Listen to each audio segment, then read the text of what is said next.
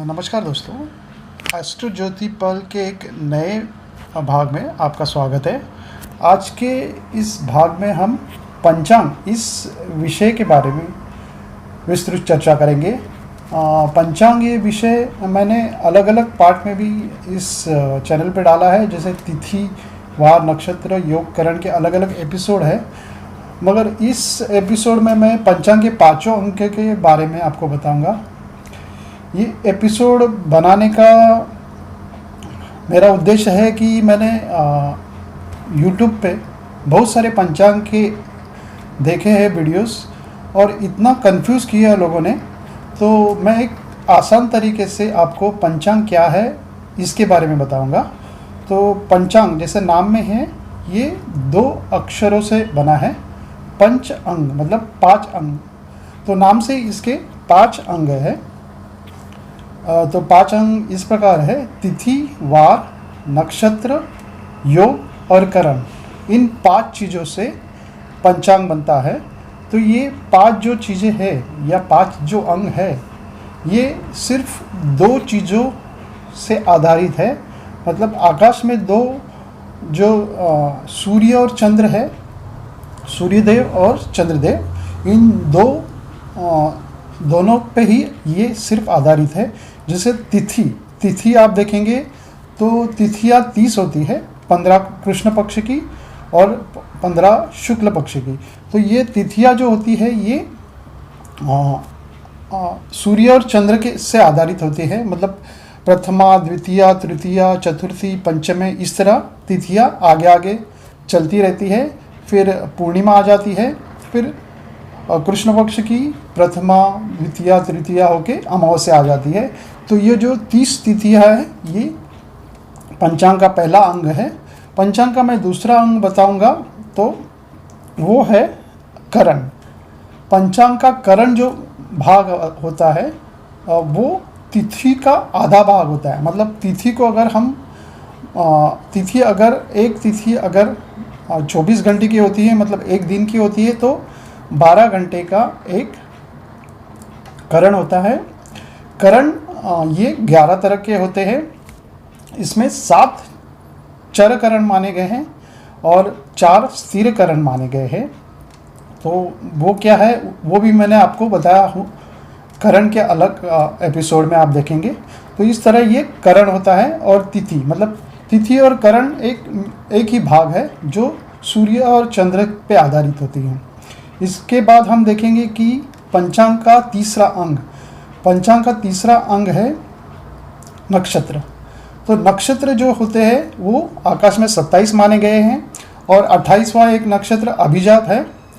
तो ये 27 नक्षत्र स्थिर है और ये 27 नक्षत्रों में जब चंद्र और सूर्य भ्रमण करते हैं तो उसी के आधार पर पंचांग के विविध योग और शुभ योग, अशुभ योग निर्माण होते हैं।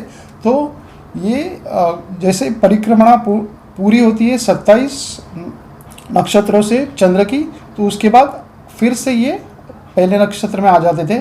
जैसे 27 नक्षत्र में पहला नक्षत्र है अश्विनी, भरणी, कृतिका, इस तरह से शुरू होते होते आखिरी नक्षत्र जो 27वां नक्षत्र रेवती नक्षत्र है, तो रेवती नक्षत्र पर ये खत्म हो जाता है। उसके बाद फिर से अश्विनी नक्षत्र पे चंद्र का भ्रमण चलते रहता है। तो इस तरह ये नक्षत्र, ये तीसरा भाग है पंचांग का। पंचांग का चौथा भाग है योग। तो योग सूर्य और चंद्र की बेरीज है। मतलब सूर्य की डिग्री और चंद्र की डिग्री जैसे कला से बढ़ती जाती है, तो सूर्य की जितनी डिग्री होती है और चंद्र की डिग्री मिलाकर एक 13 अंश और 20 कला का एक योग होता है। ये योग भी 27 माने गए हैं, 27 माने गए हैं। तो इस तरह ये पंचांग का चौथा अंग होता है। अब पंचांग का 5वां अंग देखेंगे, वार। तो वार तो सभी को मालूम है, वार 7 होते हैं। ये होरा शास्त्र पर आधारित है। रविवार, सोमवार, मंगलवार, बुधवार और गुरुवार और शुक्रवार और शनिवार, फिर से रविवार, ये क्रम चलते रहता है। तो इन्हीं 5 अंगों से आधारित मुहूर्त शास्त्र में पंचांग निर्माण होता है। और पंचांग के अलग और भी अंग हैं, जैसे मास है, ये 30 तिथियों के बाद एक एक मास शुरू होता है, चैत्र वैशाख ज्येष्ठ आषाढ़ इस तरीके से। तो ये मास चलते रहते हैं। 12 मास के बाद अलग अलग मास फिर से वापस आ जाते हैं, चैत्र वैशाख ज्येष्ठ आषाढ़ इस तरीके से। इस तरह पंचांग के रिलेटेड मास भी है जो मुहूर्त शास्त्र में देखा जाता है। फिर पृथ्वी के 2 आयन हैं, दक्षिणायन और उत्तरायण, ये भी पंचांग में महत्वपूर्ण माने गए हैं। और इन्हीं सब चीज़ों पर मुहूर्त शास्त्र में पंचांग का उपयोग होता है। तो मैं आपको एक स्क्रीन पर भी बताऊंगा कि पंचांग कैसे ही हम देख सकते हैं। और आज का पंचांग मतलब हर एक दिन का पंचांग एकदम सहज सरल तरीके से हम कैसे पढ़ सकते हैं, ये मैं आपको बताऊंगा एक स्क्रीनशॉट को लेकर। तो पंचांग के सारे डाउट्स आपके क्लियर हो जाएंगे। तो स्क्रीन पे ही मैं बताऊंगा ये पंचांग, दिन का पंचांग किस तरह देखते हैं। तो चलिए स्क्रीन पर मैं आपको आज का पंचांग किस तरह हम देखते हैं ये मैं आपको बता रहा हूँ। तो thanks to application Hindu calendar जो एंड्रॉयड में है, तो हिंदू कैलेंडर जो एंड्रॉयड में है उस एप्लीकेशन से मैंने ये स्क्रीनशॉट लिया है। ये जैसे स्क्रीन पर आप देख सकते हैं 1 अक्टूबर 2020 का ये पंचांग है। ये उज्जैन स्थित हम देखेंगे पूर्णिमा शुक्ल पक्ष है आज के दिन। ये अधिक अश्विन मास चल रहा है। ये अधिक अश्विन क्या है मैं आपको बताऊंगा। तो इस तरह ये आज के दिन में पूर्णिमा है शुक्ल पक्ष की। तो शुक्ल पक्ष शुरू हो रहा है पूर्णिमा से। और ये आप देखेंगे ये पंचांग के 5 अंग इस प्रकार है, तिथि, नक्षत्र, योग, करण और वार इस तरह है। और ये पहले कॉलम में तिथि लिखा है, ये पूर्णिमा, और ये आखिरी कॉलम जो है ये इसकी एंड है, मतलब इसकी समाप्ति है। पूर्णिमा की समाप्ति 26:34 और 13 सेकंड को होगी। इसका मतलब यह है ये अगले दिन तक पूर्णिमा रहेगी। और ये नीचे पक्ष लिखा है शुक्ल पक्ष और कृष्ण पक्ष। जैसे मैंने आपको वीडियो में पहले बताया कि 2 पक्ष होते हैं 15-15 दिन के। तो तिथि 15-15 करके 30 होती है। शुक्ल पक्ष की, कृष्ण पक्ष की 15-15 तिथियाँ होती हैं। इन तिथियों से मास बनता है। और अभी अश्विन मास चल रहा है। और नीचे का कॉलम अगर आप देखेंगे तो नक्षत्र लिखा है उत्तरा भाद्रपदा। तो ये उत्तरा भाद्रपदा नक्षत्र 29:55 को ख़त्म होगा, उसके बाद अगला नक्षत्र चालू हो जाएगा। तो ये भी मैंने आपको बताया था। पंचांग का दूसरा अंग नक्षत्र। नक्षत्र मतलब चंद्र जिस नक्षत्र में भ्रमण करता है उस नक्षत्र का उस दिन नक्षत्र होता है। और ये नक्षत्र की समाप्ति होती है, उसके बाद वो अगले नक्षत्र में चला जाता है। ऐसे 27 नक्षत्र हैं पंचांग में।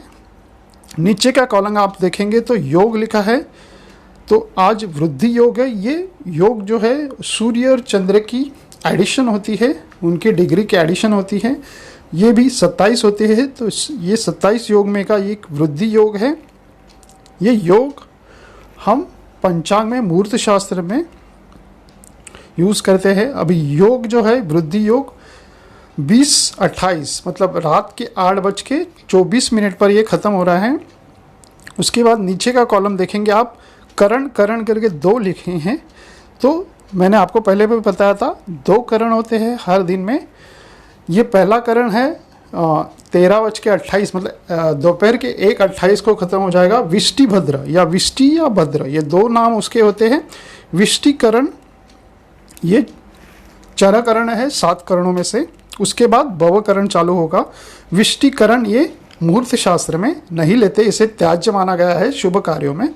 उसके बाद पंचांग का 5वां अंग गुरुवार लिखा है, मतलब ये होरा शास्त्र के अनुसार जो 7 बार होते हैं उसके आधारित है। उसके बाद पंचांग में माह, ये अमावस्या, ये पूर्णिमा, ये 2 तरह के मास हम हिंदू संस्कृति में देखे गए हैं।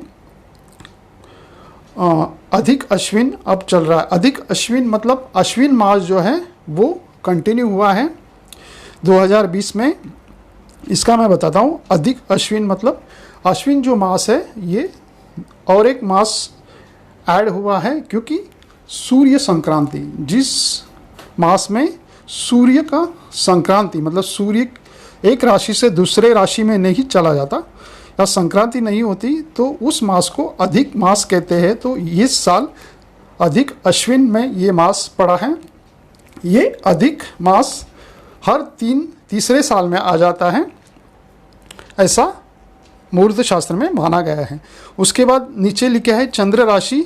ये 12 राशियों में चंद्र मीन राशि में भ्रमण कर रहा है। सूर्य जिस राशि में भ्रमण कर रहा है वो कन्या लिखे हैं। ऋतु जो 6 तरह के होते हैं, अभी शरद ऋतु चल रहा है। आयन जैसे मैंने आपको बताया 2 तरह के आयन होते हैं 6 मास के, तो दक्षिणायन चल रहा है। संवत्सर भी मुहूर्त शास्त्र में लेते हैं। ये गुरु के भ्रमण के ऊपर आधारित है। तो संवत्सर उत्तर और दक्षिण दोनों जगह से अलग अलग यहाँ इस कैलेंडर में लिखे हैं। तो शर्वरी और प्रमादी ये संवत्सर चल रहे हैं। और कालगणना आधारित विक्रम संवत और शके संवत, ये 2 तरह की कालगणना हिंदू पंचांग या हिंदू कैलेंडर में मानी गई है। तो अभी 2077 विक्रम संवत या कार्तिक आप देखेंगे तो 2076 विक्रम संवत चल रहा है। शके संवत, विक्रम संवत विक्रम राजा ने शुरुआत की थी, इसे विक्रम संवत माना गया है। शके संवत जो एक कालगणना है वो 1942 अभी शके संवत है, जो 2020 इंग्लिश कैलेंडर मानी गए हैं। अभी अश्विन चल रहा है और हम देखेंगे कैलेंडर में या हिंदू कैलेंडर में, हिंदू पंचांग में सूर्योदय और सूर्यास्त भी लिखा है। दिन काल और रात्रि काल भी गिना जाता है जो मुहूर्त शास्त्र में लेते हैं। और चंद्रोदय और चंद्रास्त भी देखा जाता है जो मुहूर्त शास्त्र में लिखा जाता है। तो इस तरह ये सूर्योदय के समय इस पंचांग में लिखा है लग्न कन्या था, जिसमें कन्या राशि उदित हुई थी। सूर्य नक्षत्र हस्त है, मतलब सूर्य जिस नक्षत्र में चल रहा है वो हस्त नक्षत्र है। चंद्र नक्षत्र उत्तराभाद्र, चंद्र में उत्तराभाद्र नक्षत्र से भ्रमण कर रहा है। उसके भी आगे जाके हर नक्षत्र के 4 चरण होते हैं, तो उनकी भी पंचांग में समय लिखा है। उत्तराभाद्र का पहले चरण, दूसरे चरण, तीसरे चरण से भ्रमण करते हुए ये किस तरह ये नक्षत्र का भ्रमण होता है 4 चरण से। तो इस तरह मैंने आपको आसान तरीके से बताया कि ये पंचांग किस तरह देख सकते हैं हिंदू पंचांग में। धन्यवाद।